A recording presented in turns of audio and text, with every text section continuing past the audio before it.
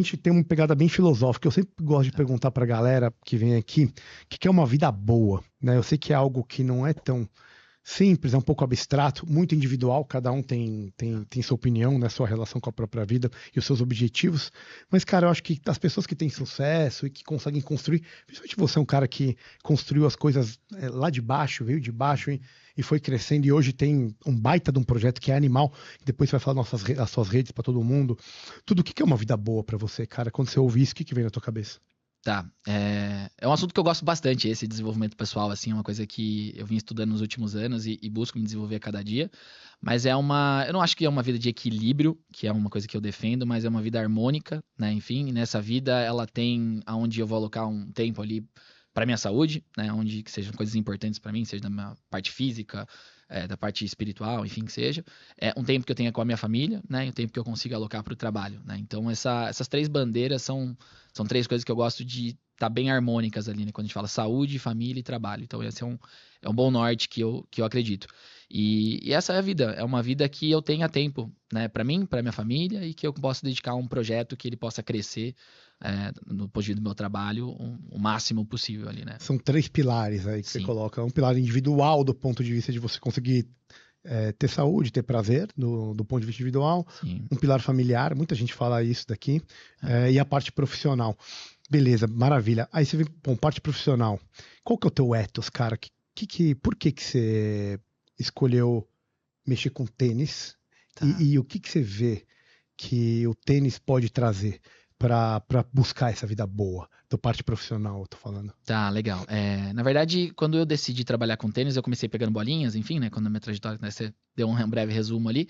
Mas o dia que eu decidi dar aula de tênis, foi bem louco. Assim, eu trabalhava como instrutor de hotel nessa época, enfim, mas pelo dinheiro. Nessa época eu trabalhava com a parte de web design, então fazia animação, site, enfim, eu era um pouco da parte de tecnologia, eu tinha 14 para 15 anos ali, e estava bem decidido em trabalhar com isso, seguir com isso, e aí, dando aula no hotel, um hóspede que estava lá, nunca tinha jogado tênis, enfim, isso era no Natal.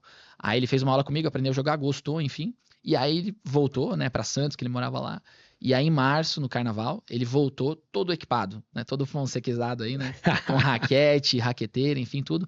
E me procurou para fazer aula comigo todos os dias da semana. Então, aquela sensação, para mim, me marcou e falou: putz, isso aqui é o que eu quero para minha vida, eu vou dar aula de tênis.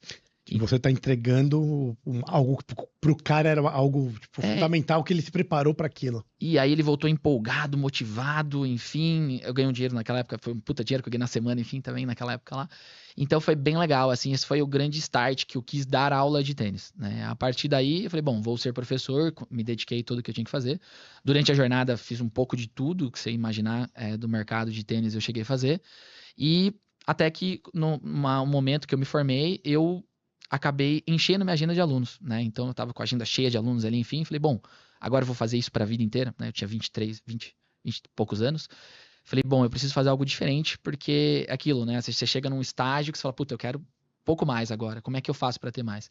E aí que eu resolvi empreender ali na área do tênis, enfim, montar a Periquito Tênis Academy.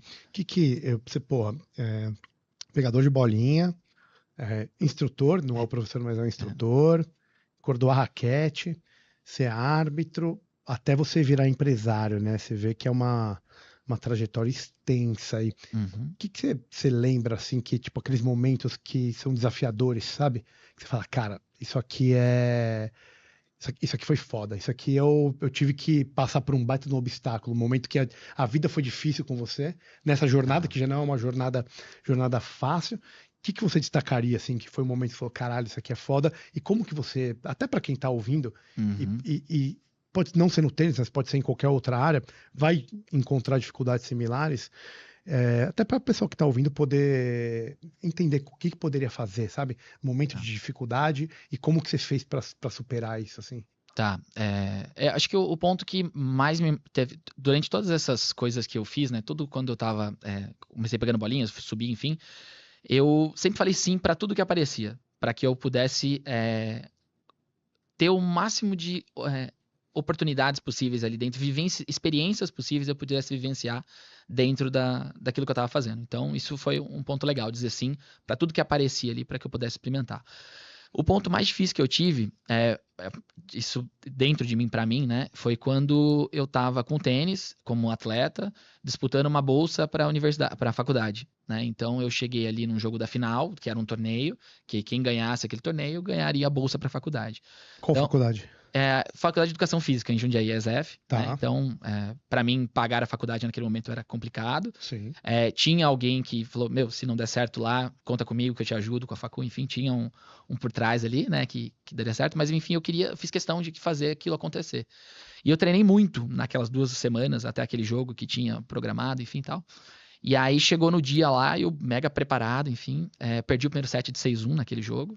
1-1 do segundo set, deu câimbra nas 2 pernas. Puta que pariu. E aí eu falei, puta, e agora, tal?